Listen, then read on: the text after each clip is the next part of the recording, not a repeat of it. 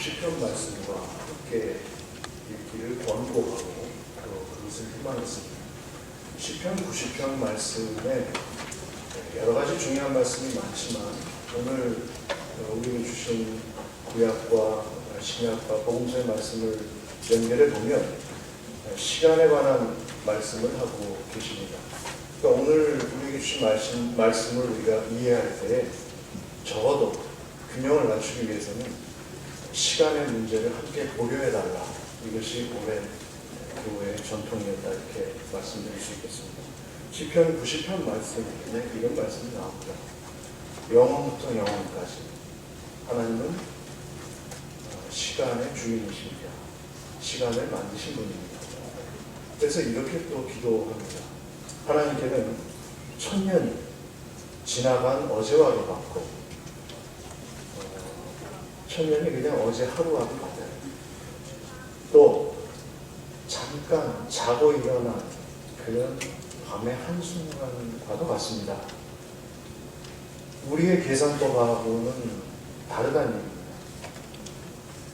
이 시간의 문제를 우리가 진지하게 고민을 해야 될 것 같은데, 여러분 아시는 대로 지금 풀리지 않은 문제 가운데 가장 어려운 문제가 시간의 문제라고 이야기합니다. 제가 아는 많은 과학자들과 과학책들을 읽어보면 시간에 관해서는 통일된 답이 아직 없습니다. 여기에 이견은 없습니다. 그리고 상당히 많은 현대 과학자들도 시간이 뭐냐 하는 질문, 동시에 시간이 과연 있기는 있는 거냐, 존재하는 거냐에 대해서도 의견의 일치가 되고 있지 않습니다. 존재하지 않고 우리가 그냥 계산상 필요해서 쓰는 개념이다 이렇게 보는 사람들도 있다는 거죠. 그래도 그럴 것이 민코스키라든가 아인슈타인 같은 분 이후에는 시간을 표현할 때 I라는 걸 써서 표현을 하는데, I라는 것이 이미지너리 랭귀지 숫자를 따서 I라고 우리가 쓰는데 제곱을 해가지고 마이너스 1이 나오는 수로 시간을 표현하거든요. 리얼 넘버가 아니에요. 그러니까 실제 우리가 경험할 수 없는 수라는 뜻입니다. 실제 한다고 보기 어려운 수라는 얘기예요. 그러니까 이 시간이 얼마나 어렵다 하는 것을 사실은 우리가 느낄 수 있습니다. 사도 바울께서도 오늘 데살로니가에서 주신 말씀을 통해서 시간의 문제는 이거는 너무 신비로운 문제다. 여기에 대해서는 더 할 말도 없고 쓸 말도 없다 이렇게 말씀하십니다. 이거는 우리가 그냥 받아들여야 되는 문제인데 뭐 시간이 이렇고 저렇고 주님께서 언제 오시고 하나님의 시간에 대해서 왈가왈부할 필요가 없다 이렇게 고백하고 계십니다. 충분히 우리가 공감할 수 있는 이야기라고 생각합니다.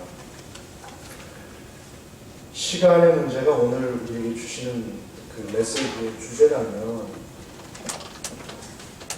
마태복음서에서 주신 그 달란트에 관련된 이야기도 상당히 우리가 그동안 놓치고 있었던 것들을 생각하게 해주실 수 있는 것 같습니다. 이걸 시간의 문제를 보면 우리가 그동안 굳이 누가 말하지 않아도 서로 이렇게 공통적으로 생각하는 것, 왜 누구에게는 5달란트, 누구에게는 2달란트, 누구에게는 1달란트를 주십니까? 그 주인이 보시기에 그 능력의 차이가 뭐길래 그렇습니까? 또 사실 말이 그렇지 5달란트 주고 5달란트 남기는 일이 그게 쉬운 일이 아니지 않습니까? 이게 어디 마음대로 됩니까? 돈 버는 일이 마음대로 됩니까? 2달란트 주고 2달란트 남기라는 일이 이게 어디 쉬운 일입니까? 그리고 오늘 말씀을 보면 이 주인은 돈 남기는 데는 전혀 관심이 없는 분이에요. 근데 왜 5달란트, 2달란트, 1달란트를 주셨을까? 이런 것들이 이제 오늘 우리가 고민하게 되는 그런 질문이라고 생각합니다. 우선 하나님과 우리 사이에, 주인과 종 사이에 우리가 시간을 놓고 생각을 한다면 어쩌면 달란트는 우리가 생각하는 것처럼 돈의 액수가 아닐 가능성이 큽니다. 이걸 시간으로 해석하면 달라지죠. 속도도 될 수 있고 모멘텀, 그러니까 운동량도 될 수 있고 전혀 의미가 달라집니다. 우리에게 주신 시간의 단위로 본다면 이건 단순히 우리가 돈을 얼마를 벌었다의 문제가 아니죠. 아니겠죠. 또 칭찬하시면서 내가 적은 일에 충성하였으니 많은 것을 허락하겠다. 이것도 돈이 아닐 수 있겠죠. 액수의 문제가 아니겠죠. 시간을 더 허락하신다는 문제가 될 수 있겠죠. 그리고 무엇보다도 재능대로 주셨다 할 때 그것이 우리가 생각하는 대로 능력이 아닐 수 있습니다. 시간을 더 주시는 겁니다. 어떤 사람에게는 15년의 시간, 한 달란트가 15년 일해서 받을 수 있는 그런 월급 같은, 아주 평생 연봉 같은 겁니다. 그 당시 35세가 평균 나이라고 생각하면 커서 일할 수 있는 나이예요. 한평생 보통 일하면 15년 일하고 그거 받는 거죠. 한 달란트 작은 돈 아닙니다. 15년이에요. 어떤 사람에게는 좀 더 길게 허락하시고 어떤 사람에게는 조금 더 긴 시간을 허락하셨을지도 모르겠습니다. 이 주인이 참 이상합니다. 우리의 예상과 달리 5달란트 남긴 사람은 2달란트 남긴 사람보다 그래도 한마디라도 더 칭찬을 하셔야 맞을 것 같은데 똑같아요. 칭찬. 한 단어도 다르지 않아요. 동일한 칭찬을 하십니다. 이게 뭘 의미하는 건가? 잘했다. 착하고 신실한 종아. 한마디도 차이가 없습니다. 마치 우리가 보기엔 시간의 단위가 다르지만 하나님 앞에서 같다고 시편에서 말씀하신 것 같은 그런 말씀인지도 모르겠습니다. 그렇죠? 또 상에 해당하는 것이 많은 일을 준다가 여러분 상이 아니에요. 축복이 아니에요. 일거리 더 많이 주는 게 어떻게 단순히 생각해도 상이라고 할 수 있습니다. 진짜 상은 와서 오라. 나에게 와. 가까이 와라. 나와 함께 이 기쁨을 누리자. 주인과 함께가 상입니다. 하나님과 함께 살자. 이게 상이에요. 근데 그것도 한마디도 다르지 않습니다. 똑같은 말씀을 상으로 주세요. 5달란트나 2달란트. 이걸 보면 역시 2달란트, 5달란트는 하나님에게는 같은 겁니다. 우리에겐 달라 보여도 그분에게는 같은 겁니다. 그렇게 볼 수밖에 없습니다. 달란트를 우리가 허락받은 시간으로 믿고 고백하고 받아들인다면 이 말씀의 의미는 굉장히 중요하다고 생각합니다. 한 달란트 받은 사람 결코 적은 시간을 받은 게 아닙니다. 평균의 삶의 시간을 받았습니다. 결코 적은 시간을 받은 게 아닙니다. 이 15년간 이분은 뭘 했길래 악하고 이렇게 반대한 주인한테 악하고 게으르고 이런 말씀을 들었을까? 오늘 우리 성경 말씀을 보면 한 가지는 주인의 마음을 몰라요. 주인이 뭘 원하는지를 전혀 모르고 있었다 하는 걸 우리가 알 수 있고, 그리고 주인을 이렇게 고백하잖아요. 굳은 분이다. 이게 우리말로 하면 아주 당신은 고약한 사람이다. 험악하고 아주 인정 없고 무자비한 사람이다. 이런 말이거든요. 주인을 이렇게 이야기합니다. 그 다음 두 번째 차이는 5달란트, 2달란트 받은 사람들은 그 시간을 허락받고 곧 가서, 여러분, 곧 바로 가서, 우리말로 곧 바로입니다. 곧 바로. 이게 중요합니다. 지체 없이, 그리고 바로 갔다. 우리말로 바로 가는 거예요.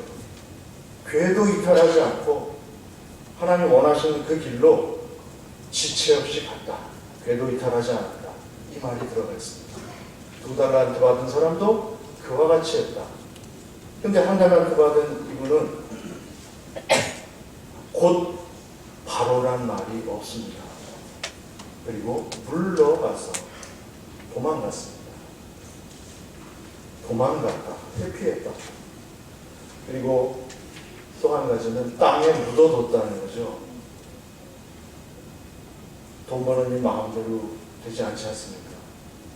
요즘 같아서는 정말 투자금만 지켜도 성공한 거 아닙니까? 그렇게 보면 이게 잘못한 거 아니거든요. 그러나 이 달란트가 시간이라면, 하나님이 주신 시간이라면 이걸 땅에 묻는다는 것은 시간을 버린 거죠.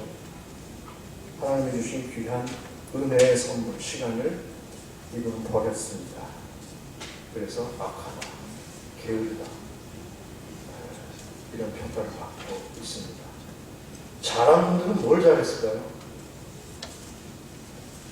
남긴 거에는 차이가 없습니다, 여러분. 만약에 이분들이 열심히 일하다가 혹시 돈을 더 벌지 못했으면 이 주인이 악하고 게으른 종아 이렇게 얘기했을까요? 그렇지 않다는 것을 우리는 압니다. 오히려 더 위로하셨겠죠. 얼마나 고생이 많았는지. 이분들의 위대한 점은 곧 바로 가서 일을 했다는 겁니다. 곧 바로 가서 일했다. 그래서 착하고 신실하고 그리고 좋은 하나님의 사람으로 하나님 말씀하십니다. 여러분, 시간은 남길 수 없습니다. 5달란트 받은 분이 5달란트 남겼단 말은 꼭 남겼다고 보지 않았으면 좋겠습니다. 허락하신 시간을 충분히 다 썼다. 2달란트 받은 분은 그 시간 동안 곧 가서 충분히 다 사용하면서 일했다. 남기고 못 남기고는 주인의 관심사가 아닙니다. 하나님의 마음을 알았고 주인의 마음을 알았고 그리고 자신이 해야 할 일을 알았던 것 같습니다. 여러분,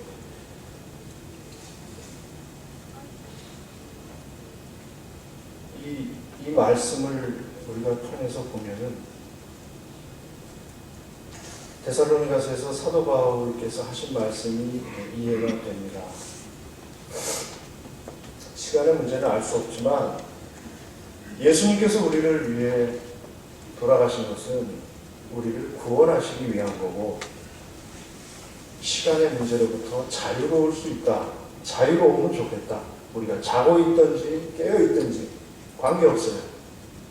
그리스도가 우리의 구원을 위해 돌아가신 거니까 우리는 우리의 할 바를 하면 됩니다. 평소에 하던 대로 서로 사랑하고 서로 덕을 세우고 서로 격려하고 그러면 됩니다. 지체 없이 궤도 이탈하지 말고 우리가 해야 할 바를 우리에게 주어진 시간 안에 하면 됩니다. 걱정하지 말라고 얘기하십니다. 사도 바울께서는 이 말씀을 그렇게 깨달으셨던 것 같습니다. 그렇게 보면 오늘 구약성서의 사사기에 있는 말씀, 사사 중에 유명한 사사 드보라에 관한 이야기인데 드보라라는 이름은 우리말로 하면 꿀벌이에요. 꿀벌. 이분은 그 나무로 유명했던 것 같습니다. 그래서 드보라의 종려나무라고 있는데 늘 그 아래 앉아서 사람들이 오면 고민 들어주고 하나님의 말씀 전하고 또 복잡한 문제 생기면 재판을 해주고 늘 드보라를 만나려면 드보라의 종려나무를 찾아가라 그랬습니다.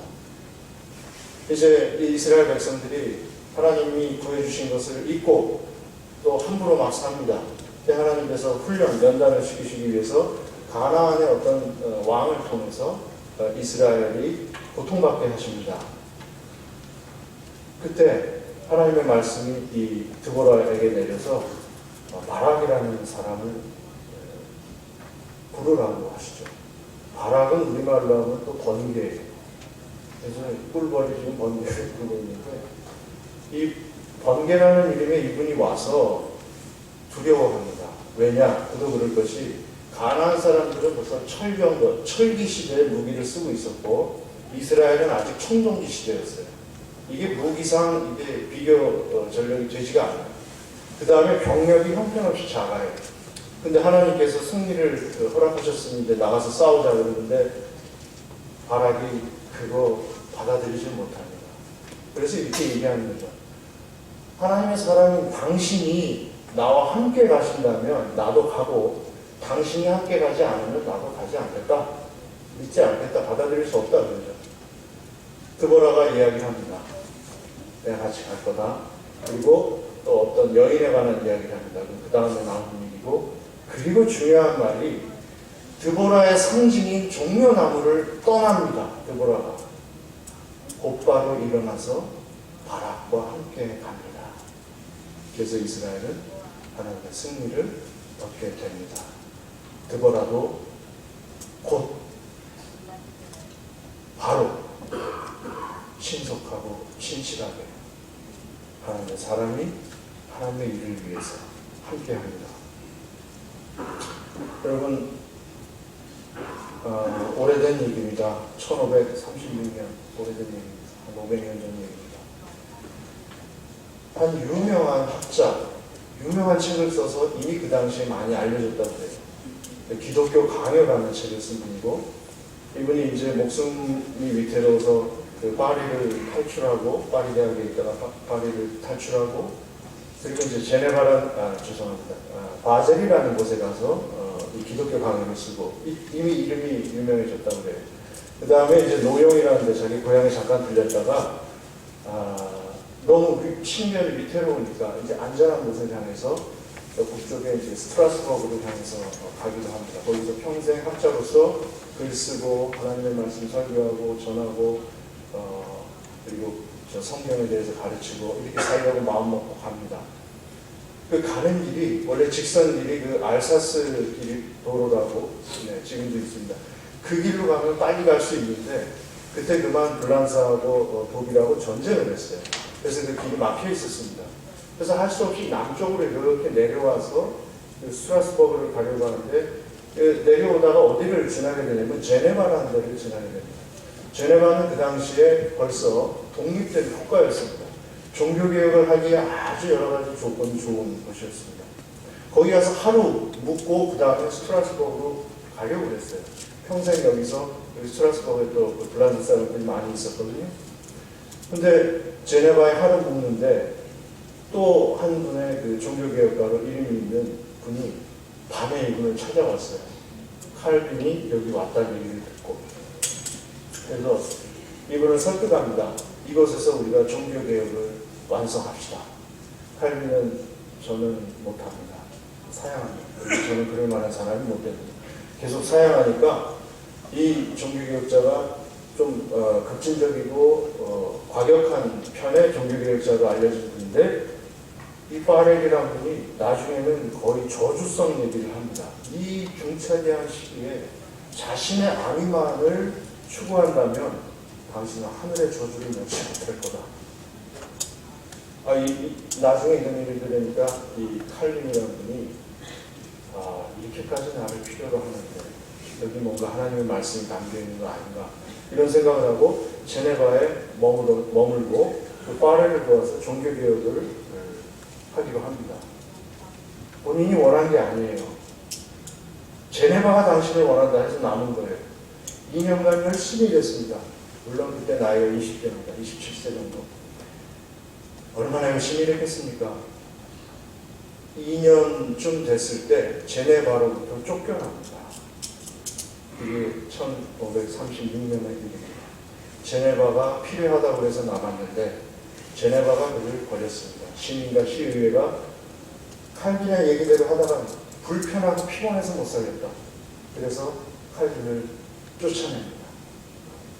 2년 만에 제네바에서 쫓겨난 칼빈은 모든 것이 만인신창이가 됩니다. 몸과 마음과 모든 것이 다 상해요. 그리고 스트라스버그로 갑니다. 그때 칼빈이 이런 얘기를 했다고 해요. 나에게 1000개의 생명이 있다 할지라도 단 하나의 생명도 제네바를 위해서 주지 않는다.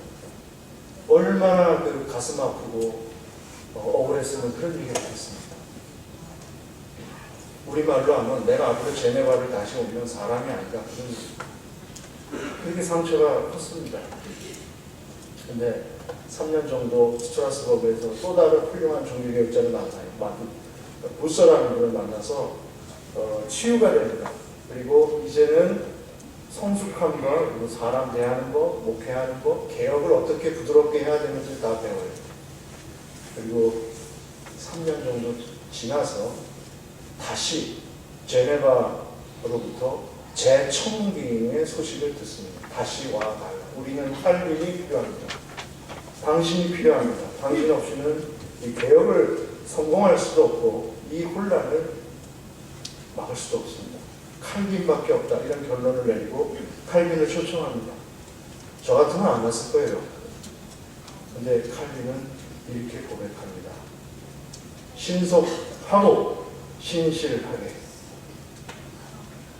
그때 쓴 말이 prompt and sync. 신속하고 신실하게. 나의 심장을 하나님께 드립니다. 그리고 제네바에 향해서 갑니다. 그후 10년이 지난 동안 칼빈은 위대한 종교개혁을 이룹니다. 이 종교개혁의 결과는 정치, 종교, 사회, 그리고 문화, 그리고 교육에 이르기까지 영향을 미치지 않은 곳이 없었고 그 전 유럽의 종교개혁이 퍼지게 되고 그리고 미국으로 건너오고 이 종교개혁의 후예가 개혁교회, 장로의 교회 이 후예가 한국에 오셔서 이 연세대학에서는 언더우드 선교사도 오시고 오늘 우리에게까지 연결됩니다. 그때 칼빈이 신속하고 신실하게 나의 심장을 하나님께 드리나이다 하지 않았다면 오늘 우리는 어떻게 될지 장담할 수 없습니다. 하나님의 부르심에 신속하고 신실하게 응답하는 것. 이것이 오늘 우리에게 주시는 하나님의 말씀이라고 믿습니다. 여러분, 오늘 우리 그리스도인은 하나님의 부르심에 신속하고 신실하게 응답하는 것입니다.